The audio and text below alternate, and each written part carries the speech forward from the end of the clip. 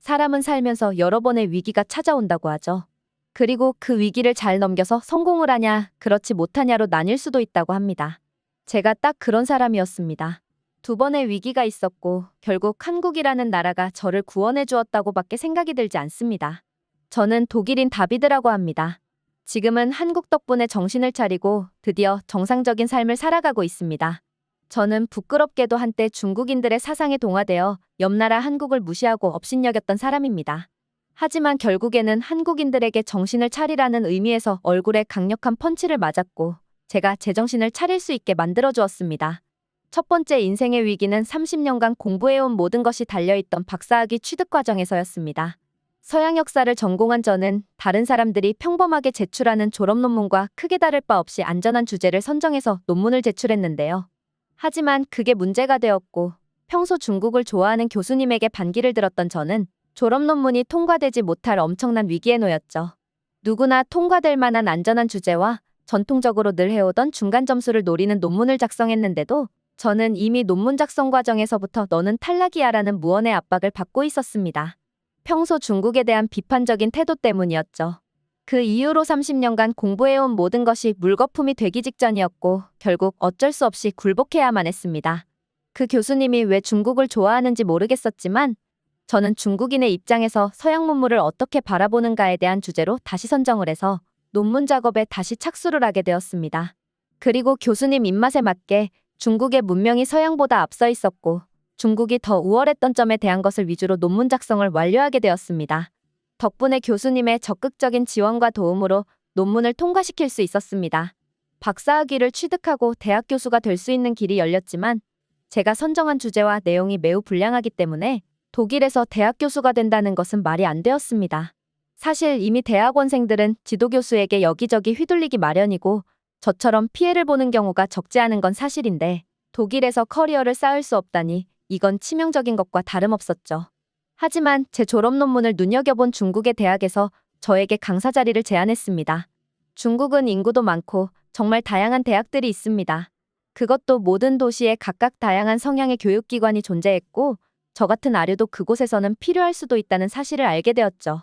원하던 대학 교수직에 도전을 하지 않고 사기업에 취직할 것이냐 아니면 중국으로 가서 큰 기회를 한번 잡아보느냐 고민 끝에 중국으로 가게 되었습니다. 처음에는 이 방향이 맞는 것인지 엄청난 불확실성과 고민이 있었지만 중국행을 택할 수밖에 없었습니다. 우선 계획이 있었습니다. 일단 제가 박사를 취득하기 위한 과정이 불명예스럽기는 했지만 중국에서 경력을 쌓아서 못해도 옆나라 선진국인 한국 또는 일본에 가서 그 경력을 이어나가거나 다시 독일로 돌아와서 경력을 인정받아 평범한 대학에서라도 강사 또는 교수가 되겠다는 계획을 세웠고 그 길이 유일해 보였기 때문이죠. 고민 끝에 중국으로 가는 것을 결정했고 중국에 도착해서도 이게 맞는 것인가 의문이 들기도 했습니다. 중국은 기대와 달리 많이 낙후되어 있다는 생각이 들었고 사람들도 뭔가 친절하지 않으며 치안도 불안해 보였거든요. 하지만 막상 중국에서 강사 일을 시작하고 친하게 지내는 중국인 동료들이 생길수록 저는 중국이 매력에 빠져버렸습니다. 바로 중국인들의 성격 덕분이었는데요. 처음에는 이상했다고 생각했지만 이곳에 적응하기 위해서는 중국인들처럼 체면 따위는 내려놓고 편하게 생각하고 편하게 행동하는 걸 배워야겠다고 마음먹은 뒤로 저는 중국이 너무나 좋아졌습니다. 교수님이 왜 중국을 그렇게 좋아하고 찬양하는지 알 수 있게 되었습니다. 그동안 교수님들 아래에서 짓눌려 있던 저는 성격도 소심하게 바뀌고 모든 것에 겁많아지고 조심스러운 성격이었는데 중국에서는 그 빗장을 풀어버리고 화끈하게 내 마음대로 표출을 해도 되었거든요. 기본적으로 중국인들은 2명 이상 모이면 그 자리에 없는 누군가를 헐뜯기 바빴고 당연히 처음에 그런 것들이 적응이 안 되었습니다. 나름 대학에서 강사 일을 하고 있는 지식인들이 한 명이 없으면 바로 그 사람을 욕하는 장면. 이건 독일에도 있는 일이기는 하지만 이게 대화의 주 내용이 될 수 없었죠. 하지만 중국이라는 곳에서는 가능했습니다. 그리고 실컷 욕하던 사람이 등장하면 언제 그랬냐는 듯 환한 미소로 맞이해주는 그 이중적인 모습이 처음에는 너무나 충격적이었습니다. 하지만 저도 여기서 잘 지내야 하고 이곳에서 살아남아야 하기 때문에 그들의 행동에 동참했고 일단 한번 중국인들처럼 다른 사람 뒷담화를 해봤더니 주변의 반응도 좋았고 그리고 제가 억눌려 있던 성격이 한 번에 폭파되는 느낌을 받았습니다. 그때부터 저는 마치 고삐 풀린 말처럼 폭주하기 시작했습니다.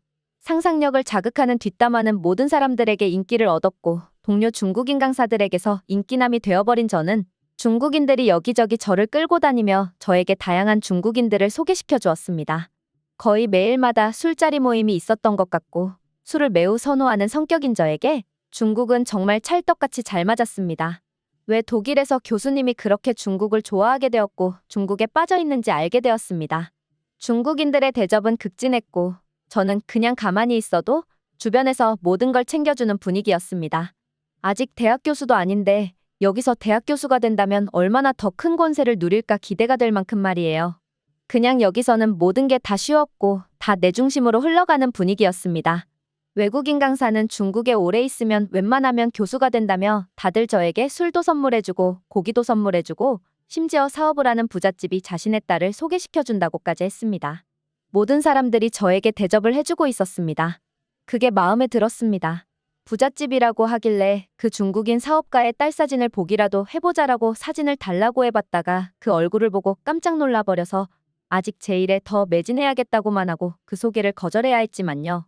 그러면서 역설적이게도 저에게 잘해주는 사람일지언정 대학에서 동료들과의 분위기를 위해서 없는 내용도 만들어서 다른 사람을 욕해야 하기도 했습니다. 그럴수록 마음이 편치 않았지만 중국에서는 그런 불편한 감정에 개의치 않고 살아야 즐거울 수 있기 때문에 제 입은 늘 거침없었습니다. 이렇게 완전히 중국인화되어 버린 저에게 이제 중국인들은 자신들이 가지고 있는 생각에 제가 동조해주기를 원했습니다. 바로 옆나라 한국이나 일본을 비난하는 말들을 해주기를 원했죠.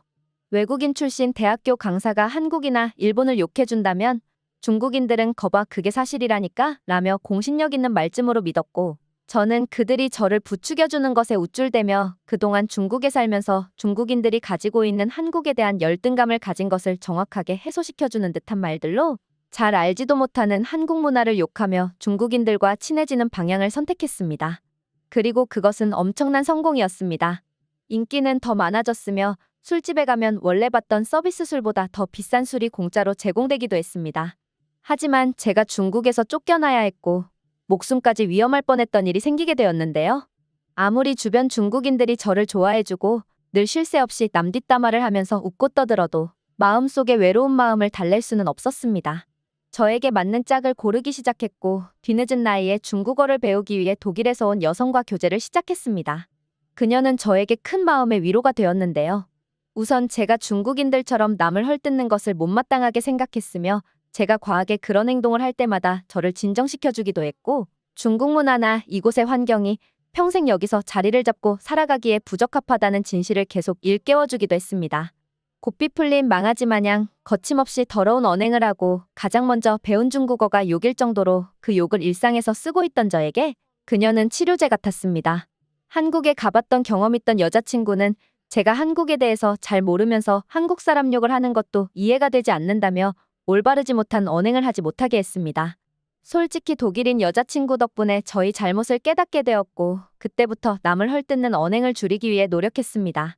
그러자 주변인들은 제가 중국인의 입장이 되어서 한국을 포함한 다른 나라들을 신랄하게 욕해줘야 하는데 그런 행위를 하지 않자 재미없어졌다는 이야기를 하기도 했죠. 게다가 문제는 여기서부터였습니다.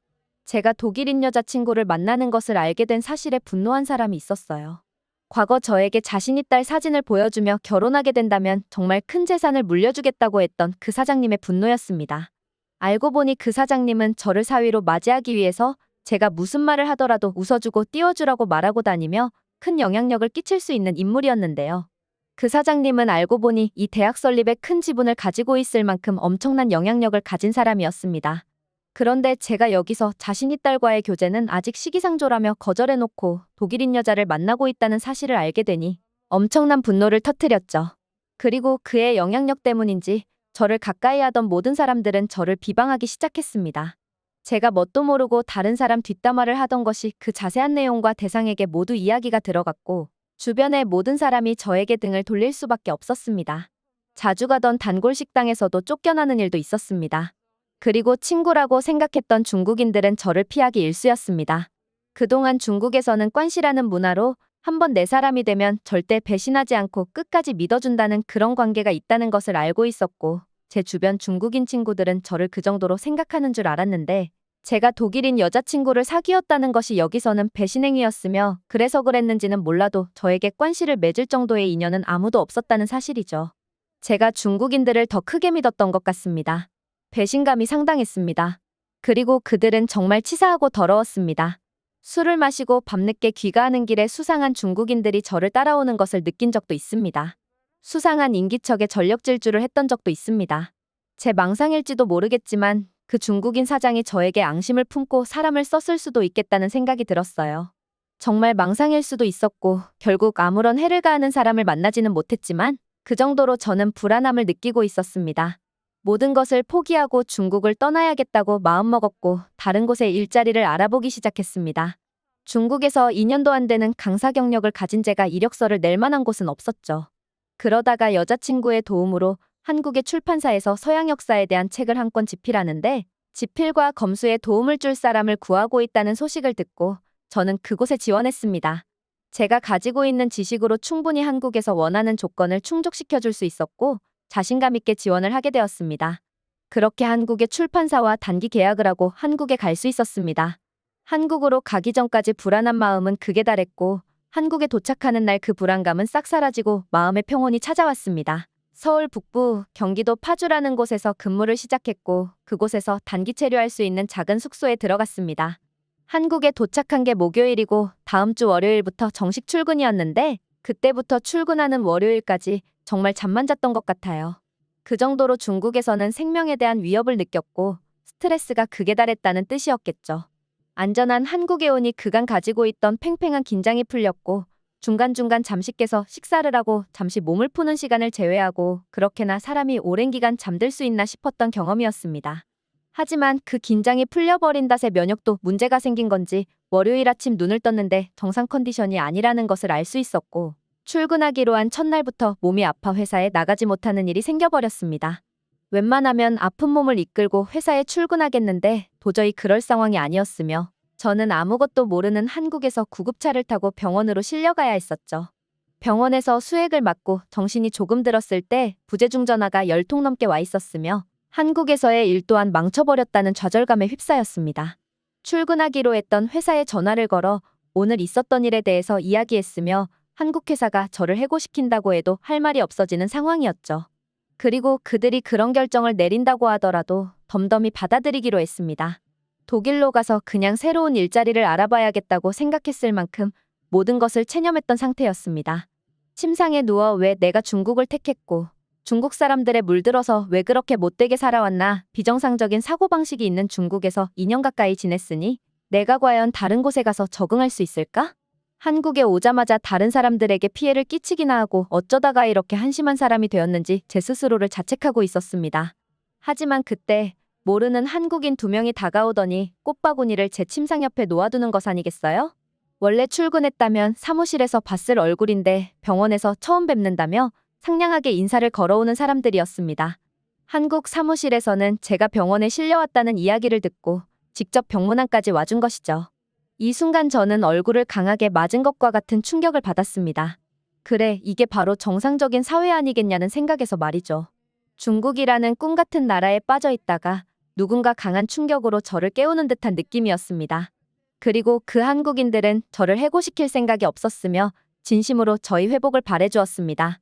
한국에서라면 모든 것이 정상적이고 모든 것이 평온할 것이라고 생각했습니다. 한국의 첫인상은 저에게 이렇게 강력한 임팩트를 남겼고 긍정의 힘이라는 것이 얼마나 강력한지 한국 생활이 기대가 되고 긍정적인 한국 사람들의 태도가 너무나 설레일 정도로 기분이 좋았습니다. 그래서 그 영향 덕분에 아주 빠르게 몸이 회복되는 것을 느꼈으며 수요일부터 당장 출근하겠다고 회사에 알리기도 했죠. 하지만 한국 회사 측에서는 멤버 한 명의 컨디션이 좋지 않은 상태로 프로젝트를 진행하기보다 충분한 휴식 후 완전한 상태로 다음 주부터 다시 프로젝트를 시작하기로 했다면서 집필 프로젝트를 일주일 늦췄다고 했습니다. 이런 배려와 깊은 생각 그리고 깊은 이해심은 중국인들이 보여주지 못한 모습이었습니다. 저는 감동했고 다음 주 출근하게 된다면 나를 기다려주고 배려해준 한국 회사에서 최선의 모습을 다하겠다고 마음먹었습니다. 그렇게 다음 주 월요일이 되었고 깔끔하게 차려입고 출근을 했습니다. 그리고 저는 정말 열정적인 모습으로 집필에 적극적으로 참여했습니다. 제 주된 업무는 이미 어느 정도 짜여진 스토리가 실제 내용과 부합하는지 검증하는 업무였지만 그것과 더불어 저는 새로운 아이디어도 제시하면서 정말 적극적인 태도로 임했습니다. 그리고 한국인들은 이런 적극적인 저희 태도에 고마워한다는 이야기를 해주기도 했죠. 한국에 있으면서 한국 사람들과 대화하거나 일을 할 때마다 중국과는 정말 다르다고 생각했습니다. 몇 배나 더 성숙한 사람들의 모습이었습니다. 사회 분위기가 어쩜 이렇게 다를 수 있는지 믿기 어려울 정도의 수준 차이라고 느꼈습니다. 한국은 유럽 선진국의 교육을 잘 받은 집단에서 행동하는 것과 다름없이 모든 사람들의 행동이 모범적이고 도덕적이었다는 생각이 들었습니다. 기본적인 예절과 사람들의 배려심은 더 뛰어나다고 생각이 들 정도로, 그리고 일에 대해서 정말 열중하는 모습은 세계 최고 수준이 아닐까 싶을 정도로 한국인들은 열정적이었습니다. 3개월로 예정된 프로젝트는 생각보다 더 길어졌습니다.